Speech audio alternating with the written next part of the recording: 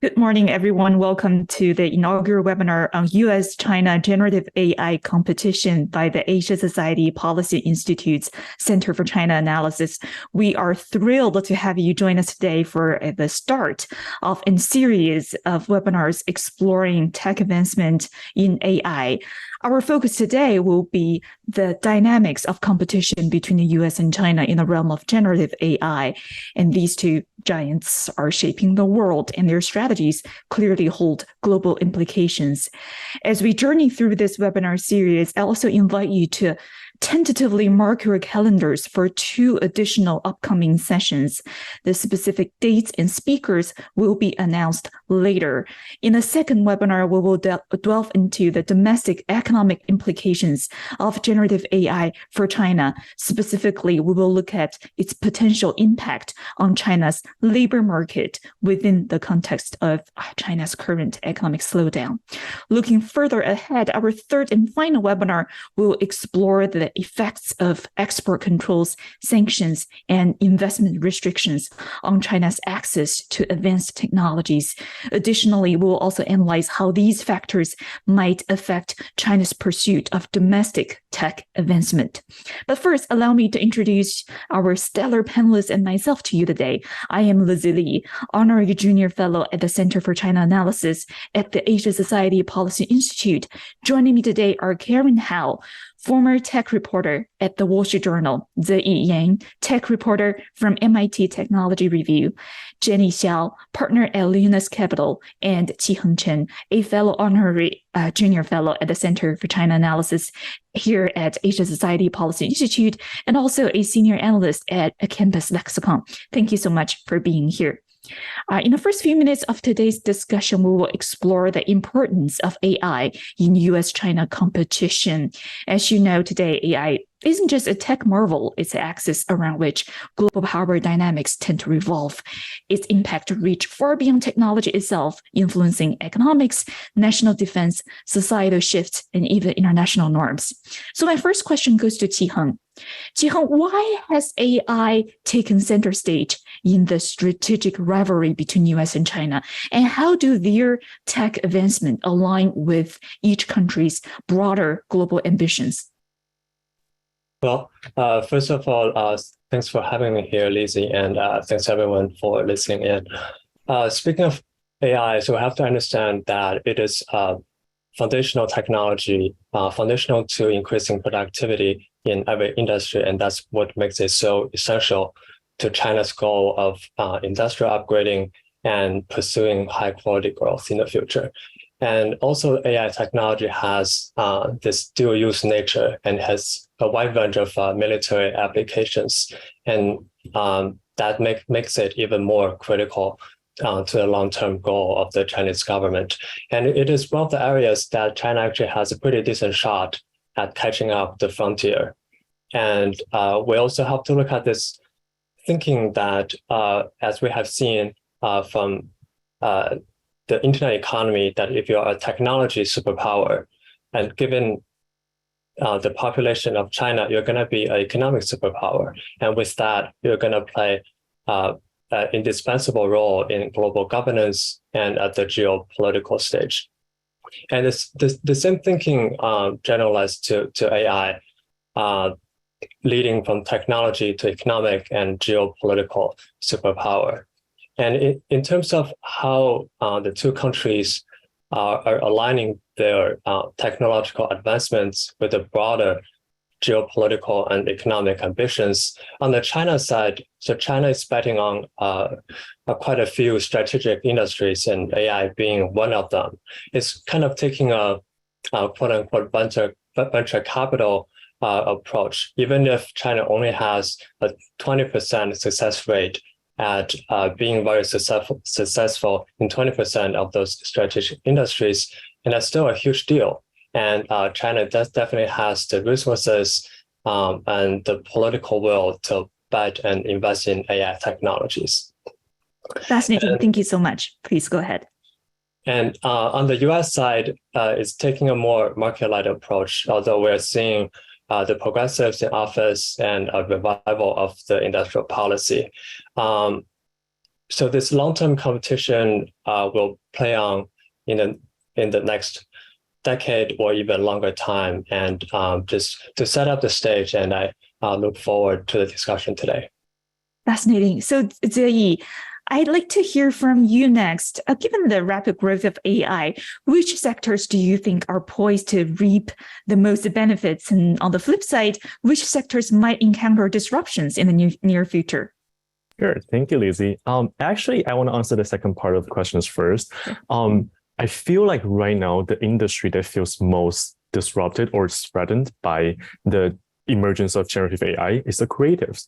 You're talking about like marketing writers, illustrators, models, or even influencers who feel like they have long thought that like their industry cannot be replaced by machines, but now there is like a relatively reliable competitor, generative AI that can do their job. So that's why we're seeing a lot of the artists or like people who do in the creative industry fearing that maybe in a few years their job will be completely taken place by the AI. And then on the flip side, I think the industries that are mostly kind of trying to take advantage of generative AI are those industries that rely a lot on the creative work, but do not see that as their base. Like, I think one good example of this is like the gaming companies. Like, obviously, gaming companies need a lot of like visual assets to keep their games running. But at the same time, they usually outsource that to Illustrator. They outsource that to other companies. And right now, they feel like this is a great way. Generative AI is a great tool for them to kind of cut down on the cost, to cut down on the outsourcing, and to run on a better profitability model. So, which is also why we are already seeing, let's say in China, some gaming companies are the most kind of adventurous in terms of adapting and using generative AI technology. And also on the other side, I also want to say that not just industries using generative AI, but also industries supporting the development of generative AI are also very much in demand right now. So we're talking about chips, data centers, everything computing. These are the companies that kind of form the backbone of how the growth of generative AI, and they have a lot of great prospects in terms of their business right now. Fascinating, great insights from both of you. Now let's dive into the state of China's generative AI development. As you know, they've achieved quite remarkable progress in recent years, especially in its capability. So Qiheng, back to you. How has China's AI development plan influenced its journey in generative AI? And where do models like GPT fit into China's broader AI ambitions? Well, China has been looking at developing AI very seriously, as I would say, since about 2017 with the new generation artificial intelligence development plan, and that's set the goals for where China wants to be in 2023, 2025, and ultimately achieving global leading to be a global leading player by 2030.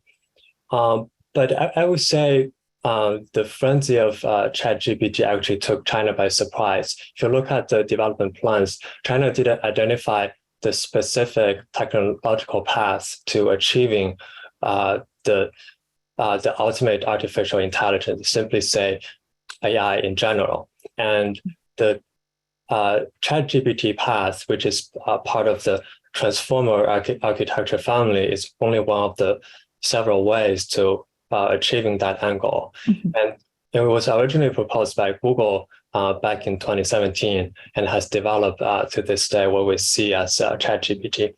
And it took China by surprise at the end of last year. And then we see investment pour into this area, and policymakers are also paying attention. So back to how generative AI like models fit into China's broader AI ambitions. And now I think China knows this is one of the areas they can bet heavily in. So they have a target to direct the satellite investment into. And this belief that if you know what you're going after, and China's state-driven model can have advantage in catching up the technology frontier, whereas the Chinese model does less well when the target is moving and is kind of exploring the technology, but don't really know where is the short path to success. So the success of OpenAI just point out a path for China, but China is still definitely quite far from the frontier and definitely has a long way to go. Definitely has a long way to go. Thank you so much, Qiheng. Karen, I want to hear your perspective now. Can you help us highlight some of the notable milestones China has already reached in its generative AI recently? Thank you so much, Lizzie. I think some of the milestones that we're seeing China reaching right now are quite similar to the milestones that we see in the US. There's really a mirroring effect that's happening across both countries. So when OpenAI first released ChatGPT, we then saw Baidu be one of the main companies in China that announced that they would try to develop their own version, and then they released ErnieBot. We've seen since then that there's been a proliferation of large tech companies, both in the US and China, and a ton of startups in both countries as well that are trying to catch up both to the other countries' companies and the companies within their own countries.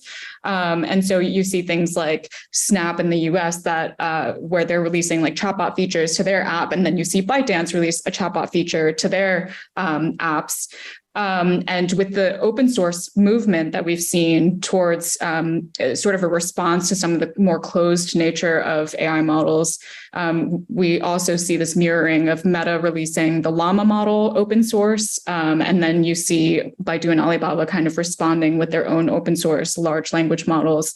I think the two areas that might be more distinct for China, one is right now there's a huge chip crunch in China because of chip export sanctions that were placed by the US in October on China. And so one of the milestones that I think we should be tracking to basically figure out whether or not China can overcome this challenge is how many of these generative AI models are actually being built on domestic chips. And thus far, I think one of the only contenders is Huawei has built a large language model called Pangu on its Huawei Ascend chips. But that is still, it's a little bit difficult to tell whether or not China really does have a domestic chip that would be capable of bringing more generative AI applications broadly across the country.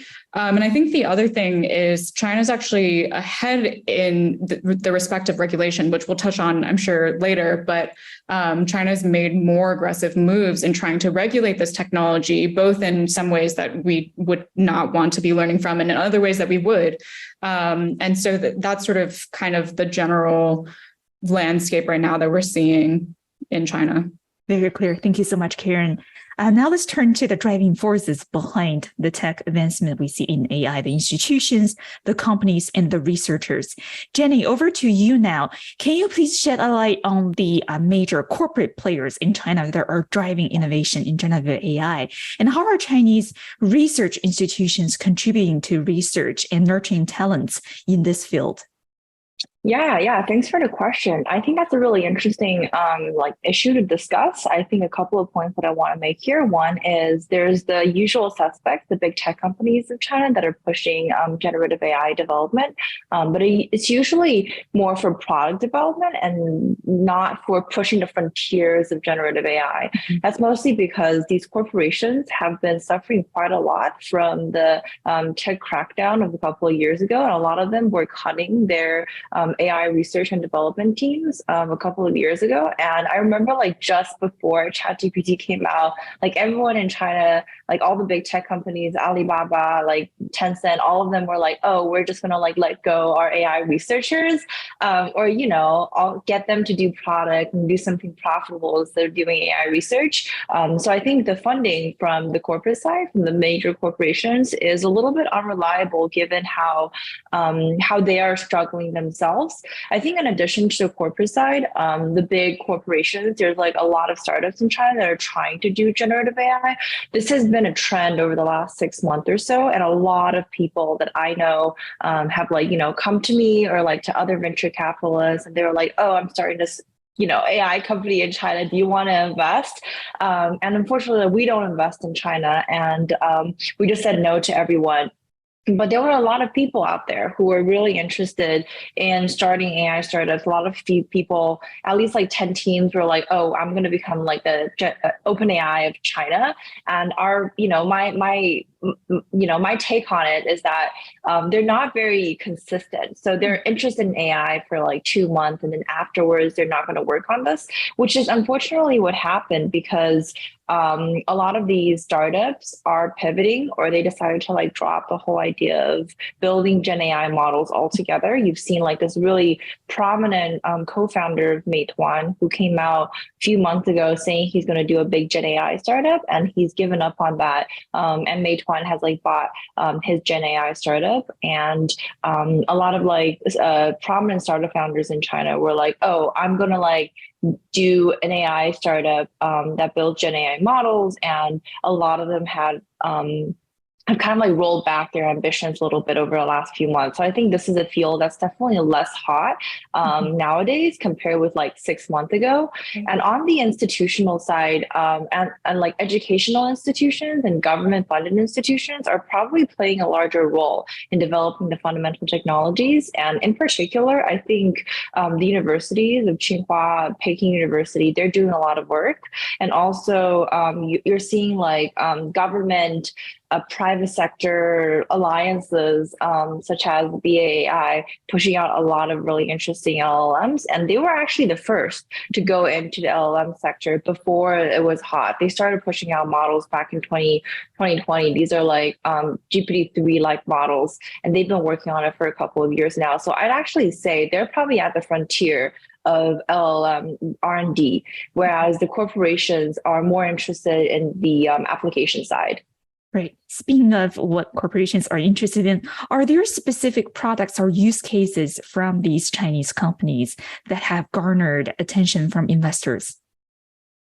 I think compared with the US, there is definitely a lot more, I think like the use cases in China are more concentrated. So everyone in China, like every other company in China, like Gen AI company in China, is a chatbot, and every other company is an image generator. It's just like very, very concentrated in a handful of sectors. And I think this is because their models aren't aren't as good as the models that American companies have access to, and therefore they're not able to build more complex use cases on top of their technology. So it's really like very, very simple use cases.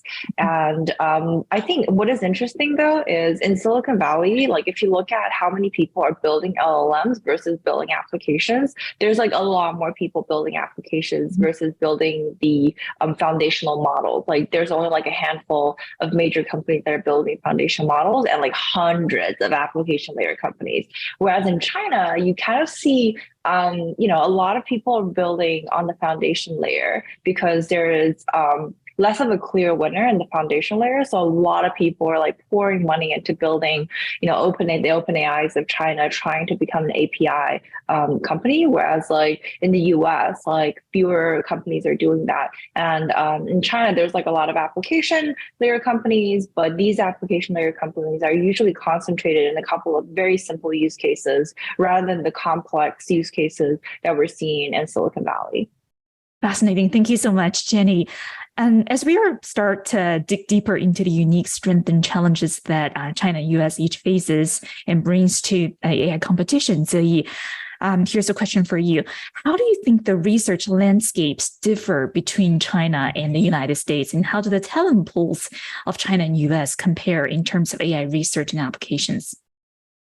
I actually think there are a lot of similarities between the research environment in China and in the US. There are a ton of research talents, and there are actually a lot of collaborations going on too, like research institutes working with each other. I will point you to a report published this year by the Stanford Human-Centered AI Center, I think. What they're finding after kind of like going through all the scientific publishings of AI is that China has published way more papers than everyone. However, in terms of like the impact, the citations, the US still leads there. So we are seeing that a lot of Chinese researchers are working really hard and very diligently, but they're still catching up to kind of the knowledge advantage the US researchers have. The other thing the report also pointed out is that even though there are still more collaborations going on and happening, the pace actually slowed down. I think that actually speaks to the larger environment of kind of like scientific collaborations, like freezing and slowing down, which I believe Karen actually can talk more about that. But yeah, that's like one of the things we're seeing, that like actually they might go on more kind of separate roles from now on because of like the geopolitical tensions, everything else. The last thing I want to note is that I think in both countries, we are seeing that a lot of times the companies actually take a more leading role because there's a very high cost that comes with developing generative AI models, because of you need to spend on chips that's training and running the algorithms. So sometimes the institutions don't have that much financial backing to justify spending on that years over years. And the companies, especially the companies that feel like they have a chance to be like the first mover or to have an advantage in the industry, they are actually more financially capable of investing in it. But we're also seeing like kind of like them then cooperating with the academic researchers, like funding their research in terms to like getting their research used in their product. So we're seeing like really a lot of them tangle together. But I think in this case, like US and China don't differ that much. Not that much of a difference. Thank you so much, Zeyi. So Qiheng, I know this relates to your research. Can you talk a little bit about data accessibility and data availability in China, and how pivotal is that issue, if that is an issue in China's progress or further progress in AI? Right. So the conventional recipe for success in AI is talent plus data plus computing power. And I would say data is one of the three areas among the three that China has the most ability to mobilize resources and have control over. And China has been, in the past several years, have been engaged on the efforts to optimize the allocation of data resources, meaning that unlocking the data that are now used by one party and making that available to other parties that have a better use cases for the data. And we have seen initiatives to establish data exchanges to facilitate this kind of reallocation of data resources.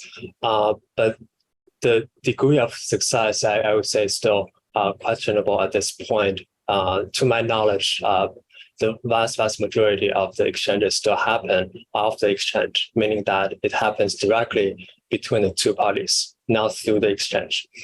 But China is also trying pretty hard at unlocking the value of public data, pushing government agencies to release public data for AI training and for use in AI applications. It's still work in progress, and but I would add to a caution to this conventional thinking that China sits on a vast trove of data, is that China's PC or the internet ecosystem may not be as developed or as a long history as the US, that you may not have this an ocean of data to scrap from and to fit into large language models. More data is in the mobile ecosystem, which is more closed off and is controlled by the big corporations. And so it still remains to be seen if China is really abundant in training data for large language models. Really important caveat. Thank you so much, Qiheng. Jenny, I want to hear your thoughts on this. You mentioned this sort of distinct path between the fundamental models, LLMs, and applications between US and China. Are there other sort of niches or specializations that each country is leaning toward at this moment in generative AI, as far as you can see? Yeah, I think a lot of traditional trends that we're seeing in the mobile era also applies to the Gen AI era. Specifically in the US, a lot of companies are building B2B products. These are like products that serve other businesses. These could be like products for the financial sector, for healthcare, if you're serving like doctors, or say, you're serving lawyers, like legal tech products. Whereas in China, most of the products are 2C. So like these are like products that directly serve customers. And the big difference between these two types of products is that 2C products tend to be more hype driven. So people are like super interested in this app and everyone's like downloading it. Whereas like B2B products are more like, oh, we need to like do enterprise sales. We need to get all these like big companies using our products. And China has always been very good with the 2C play, but like very bad at 2B, because a lot of Chinese companies don't want to buy software. And this has been a bottleneck for Gen AI companies in China. And they're like, oh, I really can't sell software. No one's going to buy software. They only want to buy my product if I provide consulting. And this is a trend we continue to see today in the Gen AI era. On the 2C side, I've actually seen some pretty cool applications. A lot of people are building chat apps for gaming, like NPCs, and also people are building, I don't know, like AI girlfriends, boyfriends. That was like a whole trend a couple of months ago. And also people are building stuff like, like AI, like psychologists or whatever. And there's a lot of like really cool 2C products. And also in addition to language generation, a lot of folks are building video generation, right? Like short form videos. That's something that TikTok brought to the US. That's like getting pretty big in China. I've had like a couple of companies, come up to me and they're like, hey, I'm building this short form video generation generation platform or generation app. It's also a form of Gen AI, but like less talked about in the US. And like there's a lot more interest in that in China. But I just wanted to like double click on a question that we were talking about earlier, which is like data accessibility. I think what is interesting here is I heard a couple of companies tell me or like tell other venture capitalists that but they have exclusive access to some government data in China because they have like a close relationship with some sort of like government official, or they were guaranteed by a government, local government, that they can get access to like all of the hospital data in their province or all of the hospital data in that certain region. And that's like really interesting because for US companies, that kind of data is really, really, really hard to get. A lot of like health tech companies in the US are really struggling to collect data. And I think they absolutely envy the data access that a lot of Chinese companies have. Fascinating. Thank you so much, Jenny. We already sort of touched upon this a little bit, but let's talk more about regulatory landscapes in both countries. Qiheng, how is the regulatory environment in the US shaping the development and deployment of generative AI technology and also for China? So the U.S. is still very early stage of developing concrete laws on AI.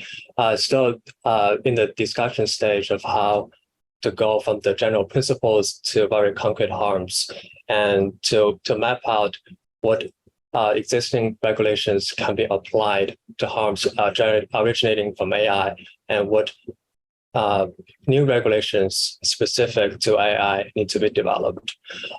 We have seen a kind of whole of government approach to addressing the governance of AI. You see quite a few agencies within the US government claiming that the AI fall under their regulatory power. Notably, on the discrimination and bias side, you have the joint statement from FTC and 3 other agencies. And also the White House, pretty notably, around the end of last year, issued the blueprint for AI Bill of Rights that basically laid out 5 principles and mapped out how local and federal efforts tied back to those 5 fundamental principles. And again, about a month ago, you see the voluntary pledge of several leading AI tech companies that they're pledging to having robust red teaming and also watermarking their AI products. So you have seen this industry-led, this bottom-up efforts coupled with the top-down, some of the guiding principles, and forming the early stage of the AI regulatory landscape in the US. But it's going to take quite a few years for the Congress to really materialize any AI regulation, if there were to be any. And in this vacuum, the tech companies would just need to navigate the water and having a robust internal compliance and risk management programs, and helping shape the discussion on AI regulation. Fascinating. Thank you so much, Qiheng. Karen, I also want to hear your insights. In what ways do you think China's regulatory approach toward AI differ from the approach employed by the United States? China is definitely much more aggressive, and it's also much more top down. Like Xiao mentioned, that in the US, it's really driven bottoms up by the companies, but in China, it's the government that's really setting the pace on what they want to see generative AI used for, and where they do not want it used for, or the ways that it should be developed and shouldn't developed.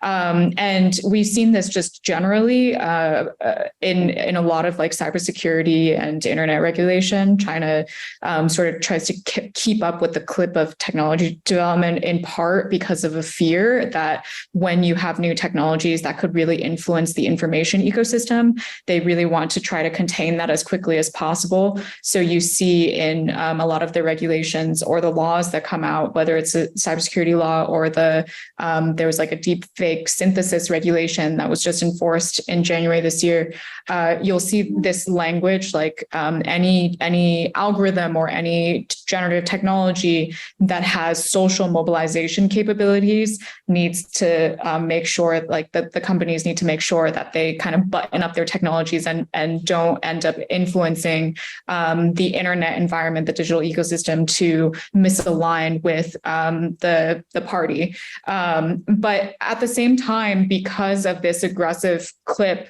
China has also been quite ahead in some other areas that are more aligned with sort of Western democratic or liberal values. Like watermarking was one that Qiheng mentioned, where a lot of US companies are exploring this idea of how do you inject some kind of digital fingerprint into these generated outputs so that it's easier to track on the internet, so that you can reduce misinformation risk.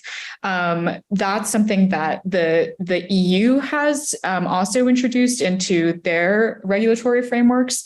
And now that's something that China has also introduced, whereas the US still doesn't really have like a formal law at the federal level that is looking at requiring something like that. So this is what like some China policy analysts have sometimes told me is like the sweet and sour approach of Chinese regulation. Like you get a little bit of parts that you're kind of concerned by, and then other parts that are actually, it's very clear that China is listening to the global regulatory discussions and trying to pluck things from the EU discussions or the US discussions that they think would also be quite beneficial for their environment. Fascinating. Thank you so much, Karen. Another common question I receive about China's AI capability is the effect of the censorship regime, which can cast a significant influence on information flow and the direction of technology. So, Zeyi, your thoughts on this? How does China's approach to internet censorship intersect with its AI development? Are there instances of AI technologies being utilized or adapted for surveillance or censorship? And how does censorship interact with AI? Yeah, so actually, when Jenny just mentioned that, like in the West, a lot of actually in both countries, a lot of the generative AI are used for like 2C products. So this means that everyone can access like the models and ask questions and get their answers. The problem that comes with that is that there's a lot of unpredictability when it comes to what people are going to do with the models. And that is a big risk for Chinese companies, because China has had this like very comprehensive censorship system that goes into basically every social media platform. So they also need to kind of like adapt that censorship machine into the emerging generative AI products that's going to introduce more like unpredictability, introduce more sensitive conversations.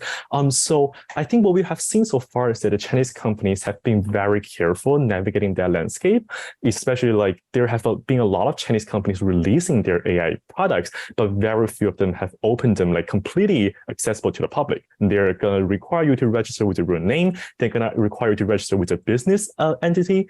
So they kind of want to control the risk in terms of like what people are going to generate and what people are going to attribute to these companies when it comes to like contributing in the production of this kind of sensitive discussion. So that's very interesting, and we didn't really see it here. The other thing is that we are kind of seeing how they approach this question from a technical standpoint. Like, do they just block certain keywords from being asked, which is more like the search engine, like the Web 2.0 censorship mechanism, or do they use something else to try to prevent the models from saying things that the government doesn't really want to hear? For example, I think recently Biden's released their, like a week ago or something, Biden's released their own kind of like ChatGPT bot alternative, and people have realized that if you ask a question, let's say about the Chinese political leaders, the Bidens will actually generate the answers first, and you kind of see that as a typed answer. And then once it's done, it will again block that and say, actually, this is like a political sensitive topic, and we could not generate that for you. So this is like a new territory. Like, people don't really know how to censor a AI model, so they're trying all kinds of ways. But I feel like soon, like, they're gonna find maybe there's like an industry standard in terms of how to censor this kind of conversations. Unfortunately, I think that's gonna happen soon. And again, to another part of the question, I don't think we have seen much of like how generative AI has contributed like innovatively to surveillance yet, because it's still very much in development. But we're more seeing kind of a continuation of the previous challenges to freedom of speech, to access to knowledge, like replicated in generative AI, because all these companies are so fearful of the political liabilities that they may have for introducing models without having some kind of guardrails there. Fascinating. Thank you so much, Zeyi. Jenny, back to you. How does the general public in China perceive generative AI, particularly in the context of state censorship? Are they getting around it? Are they just complying with censorship? What are the workarounds? What are your strategies and reactions?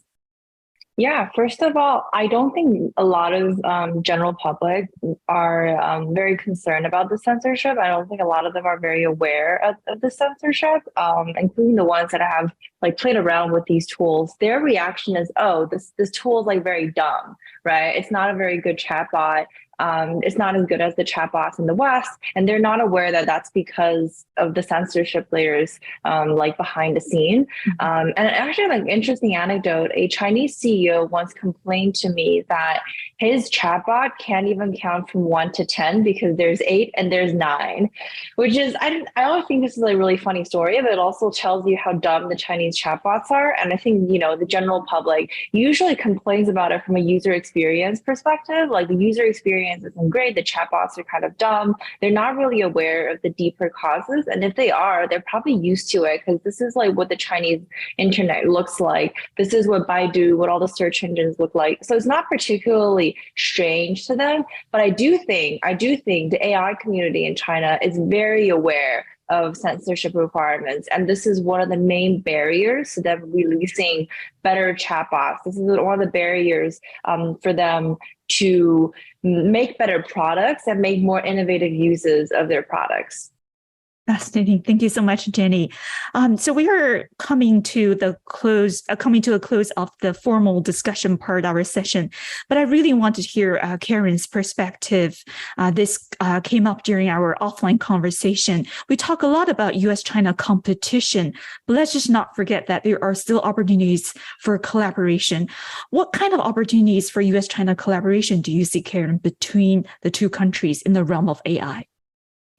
Thank you, Lizzie. I really appreciate the opportunity to talk about this, because I do think that the competition lens sometimes dominates the discourse so much that we really do forget how much cross-border connection there is, and how much we should be fostering that in cases like generative AI, where it is a really transformative technology and it's going to be global and borderless, and you're going to want to have some kind of like international norms around it. I think in AI already, we've seen like AI before generative AI became the term of the day. We were already seeing so much US-China collaboration. There's this Macropolo study that showed that it globally, like a third of the AI talent comes from China, a third of it comes from the US, and a third of the talent in the US comes from China. So there's just looking at people-to-people flow, there's a constant exchange of ideas that's happening. And there can be continued collaboration on beneficial applications like AI in drug discovery, scientific advancement, education applications, financial applications, things that are just generally beneficial, or like helping combat climate change, improving healthcare outcomes. And the other area that I think cooperation is really important is the risks and the harms. And we've seen some efforts with this. The Beijing Academy of AI hosted a conference that Jenny actually pointed me out that brought together some of the leaders in China and the US on AI research. So Sam Altman appeared digitally. There was an executive from Anthropic that appeared digitally. There were professors from MIT, from Tsinghua, from Baidu, from all of the major firms that were talking about some of the ethics and harms and making sure that together, like these two big AI superpowers are actually communicating with one another on what should be the guardrails moving forward for developing this technology. So I think both the benefits and the risks are really, really important areas of cooperation. Fascinating. Qiheng, the world is not just United States and China. How might other countries, position themselves in this whole US-China AI competition or collaboration? Where are the other countries in the picture? Right. So my base case is that the technology companies will come from China and the US. Mm-hmm. And then the rest of the countries will just need to see where you are standing. So EU will still be super relevant because of its regulatory power and competency. And you may also have some other developed countries that have a very open system of open engagement with the United States that's going to benefit from access to US AI technologies, while also open to governance cooperation with EU and the US. And then you may also have another group of countries that I think the top concern is more about equal access to AI technology. So that's one dimension of looking at where other countries sit. And another dimension is looking through the lens of geopolitics. I'm quite worried about that we're going to see a bifurcation of the AI ecosystem. One is US-led and one is China-led, and we don't see much interaction between the two, not just in terms of talent and technology, but also in terms of governance. And you seek governments that may have a demand for censorship technologies may resort to Chinese companies to fulfill that demand. And this bifurcation will have much wider implication in terms of the global AI governance. Fascinating. Thank you so much, Qiheng. Karen, back to you again. What are some of the ethical and societal considerations both countries should prioritize as they advance in the realm of AI? There's so many.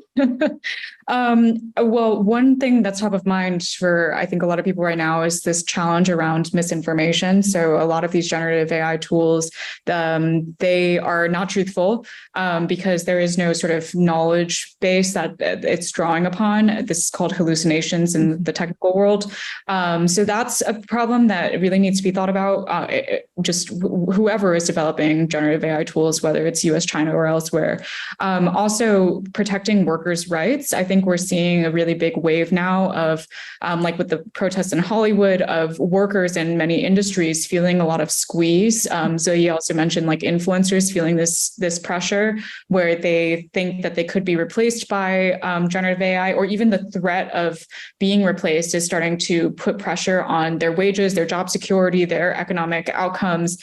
So those are areas that I think both technologists and policymakers leaders around the world should really be collaborating on to figure out how do we ensure that as we move into an increasingly automated generative world, that we still have dignified long-term jobs.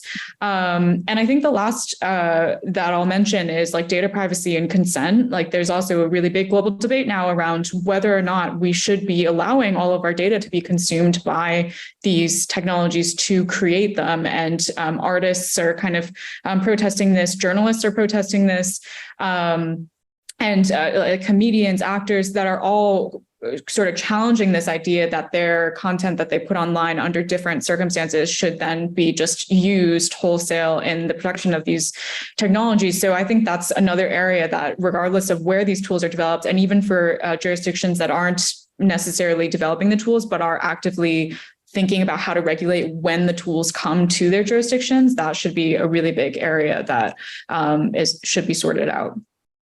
Looking into the future a little bit, Jenny, what disruptions or innovations could emerge on the global tech landscape due to US-China competition, due to development of AI, as far as you can see? Yeah, I'll talk about disruptions first. Just going back to Qiheng's point that there might be a bifurcation in the AI world between the US and China. There's going to be like a US AI sphere, and then there's a China-led AI sphere. I have no doubt that that's going to happen. And in fact, this is already happening. Just give you like a very, very concrete example. Nowadays, it is almost not impossible, like very, very, very hard for like US investors to invest in China. And this has like a couple of downstream effects. One is China's AI landscape is really going to lack the venture capital that's needed to grow a lot of these applications.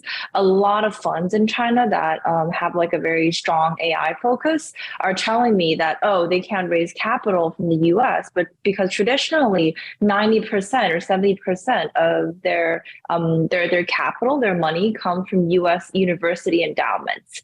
And these endowments are pulling out of China-based funds because of national security risk, and because I think the Biden administration came up with a couple of policies that prevent American investors from investing in China.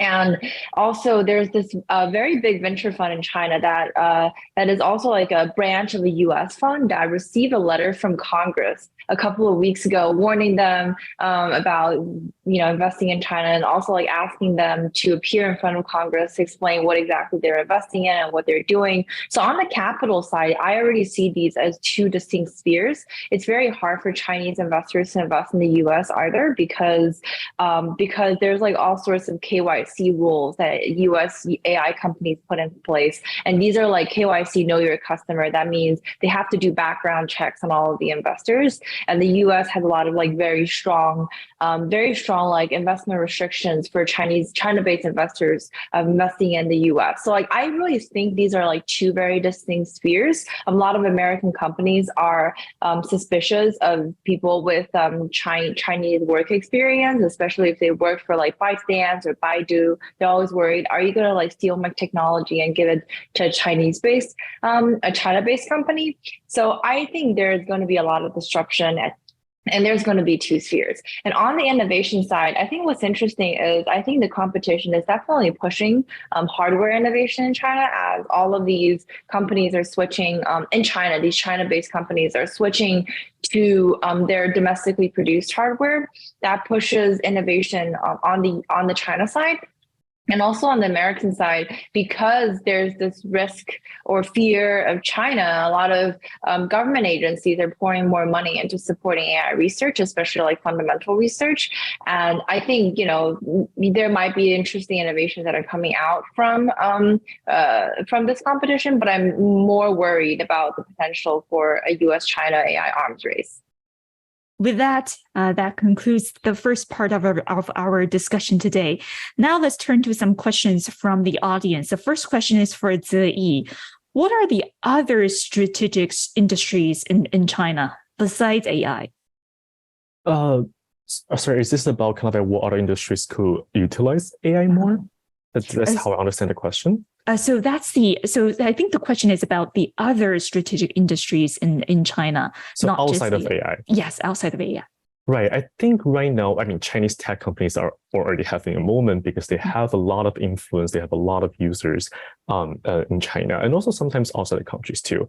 I think a few industries that I really focus on, one is electric vehicles. China is kind of like the world leader on that. It's like years ahead to a lot of the other countries. So that's one industry where you can see really kind of the energy transition happening in real time. And you kind of can use that as the example to see how other parts of the world will kind of answer to the question of energy transition.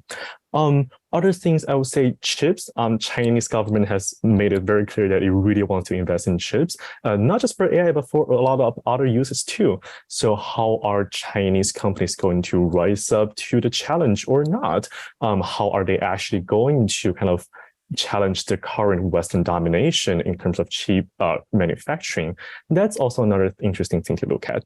The last industry I will mention is just that there are a lot of like the to consumer tech industries in China. They are really prosperous because they're just like a huge user base in China, like 1.4 billion people. The great example is e-commerce. Chinese e-commerce companies, platforms are very developed, have very comprehensive features when you compare it to, let's say, Amazon. So that's also a front where you're really seeing like kind of a lot of the technology innovations, including generative AI, like being applied to real world use cases like very soon, basically like as the first adopters of these technologies. So yeah, this kind of like to consumer, very human labor intensive in tech industries. I think those are very interesting to watch too. Fascinating. We have another question from our audience for Karen. Do you have a take on the state of non-generative AI in China, like pattern recognition, decision support, etc.? For example, the application cases could be autonomous driving, cars, drones, etc. Where are China currently in those fields? Yeah, I think AI is non-generative AI has sort of, in the same way that it has in the US, sort of just become kind of part of the digital infrastructure in China now. It's sort of hard to point out any application that doesn't use some kind of pattern recognition or some kind of machine learning that's happening. And I think this is where sometimes when I talk with Chinese developers or engineers in the like consumer app spaces, not for generative AI, but like ByteDance, there's always this question of like, oh, is there something about the AI that is super ahead in China that is making ByteDance have like a stronger recommendation algorithm or something like that makes it become really viral globally? And this is where it becomes like, often people say that it's not really about the AI, like the people working on the technology, they're like, it's not about the AI at that point, because once AI is infrastructure, it's kind of commoditized. Everyone kind of has similar versions of it. And at that point, it's actually more just the product design, the user experience, all of the other different features that are being put into these technologies. I think the flip side of that is when it comes to something like autonomous driving, which is like, it's like a different category of AI applications. This is where, again, it's not necessarily about the AI, it's actually about the policy that is leading China to potentially start getting ahead, because in self-driving cars, a lot of automakers mention that they actually need regulation for this particular application to advance, so that they know what kind of safety guidelines they should be designing to on the roads, and they have some kind of framework for essentially the blame of what happens in an accident. And China has been more aggressive about pushing out these kinds of regulatory frameworks, which enables more innovation in that space. So I think, I guess to answer the question, like if you were to compare the US and China on like non-generative AI technologies, it's kind of almost the same now in terms of the actual technical infrastructure. But the ways that we're starting to see differentiation is from the other aspects of the technology development, whether it's the regulatory environment or the like user experience, product design aspect of things. Fascinating. Thank you so much, Karen. Another question from the audience for Jenny. How should young people get prepared? Prepared for like AI for like AI field future, I guess this is kind of a job security question.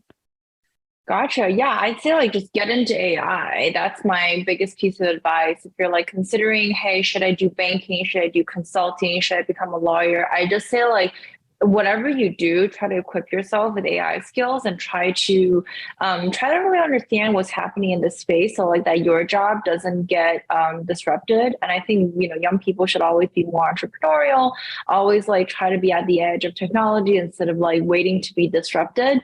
Another piece of advice in the context of US-China competition, and I hate to say this, but I always tell young people or like my friends, pick a side. Like whether you want to be in the US or you want to be in China, if you want to start a company, if you want to work somewhere, pick a side. Like this is not an era where you could be cross-border, where you can like have a career in both countries. That's going to get harder and harder. I think for young people, they really need to pick a side and like be very clear what the trade-offs are and be very determined to like stay in one country or the other. It's going to be very hard for them. It's not the 2010s anymore. It's going to be hard for them to build a career in both countries.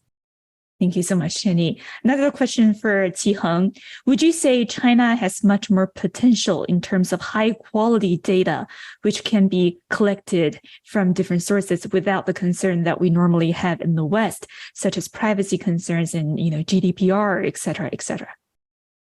I think that depends on who are the data processors you're looking at and what are the incentive structures. If you look at the PIPL, the Personal Information Protection Law, it has quite a few similar features with the GDPR that you see and pretty robust protection of data privacy in China. But add on to that, I would say there's an emerging view among some of the scholars in China is that the GDPR is too stringent and it actually has a negative effect on innovation. And China definitely doesn't want that. And you're going to see more discretion in terms of how the government is going to enforce the laws, including the PIPL. And they're going to think about who are the winners and who are the losers. They're not going to let everybody worse off. If you look at the mobile app transparency requirements and the enforcement on mobile app privacy, and you see the government focus on enforcement on the big players. And there's some research that has emerged saying that it has helped driving up the user engagement rate of those big apps because people trust more of the data privacy being protected at those big apps, and smaller apps benefit from more new download and new users signing up because they're switching away from the big apps. So you're going to just see more practical enforcement that's going to keep an eye on innovation, not just regulation. Thank you so much, Qiheng. Another question, I'm going to give this one to Karen. How do you see Hong Kong's role in China's AI ecosystem? It's a great question. I think Hong Kong's role is very confused right now. I think it used to be a bit of a connective tissue in that, Western companies could use Hong Kong as a bit of a launching pad to get into the China market, and Chinese companies could use vice versa, Hong Kong to get out. But at the moment, because there is such a big bifurcation that's happening between the US and China on AI technologies, we're actually seeing a phenomenon where Hong Kong is becoming a bit of a no man's land where no one wants to offer their technologies in Hong Kong anymore because they just don't know what the rules are. So ChatGPT is not offered here. TikTok's not offered here. There's like a lot of other examples that I'm not remembering off the top of my head, but slowly that are sort of chipping away at just Hong Kong not having anything. But on the flip side, I guess the one like positive spot that I do see is there has been a really strong role for a long time of Hong Kong universities doing a lot of AI research and having lots of collaboration with Chinese universities and US universities. And so at least in academia in the open source domain, there is still that connective tissue that's happening through Hong Kong. And I personally hope that Hong Kong does find a way to kind of get out of this no man's land and continue to be the connective tissue on the commercial side. But unfortunately, we're just not seeing that right now. Fascinating. Thank you so much, Karen. And that concludes the Q&A portion of today. Thank you again so much for all our panelists for your insights, and thank you for your time. Until next time, stay engaged, stay curious, and stay informed. Once again, this is the inaugural webinar on US-China Generative AI Competition brought to you by the Center for China Analysis of Asia Society Policy Institute. I'm your moderator, Lizzi. Thank you so much for spending the hour with us. This is amazing. And please stay tuned for 2 additional sessions in this series. That's all for today. Thank you so much, and see you next time.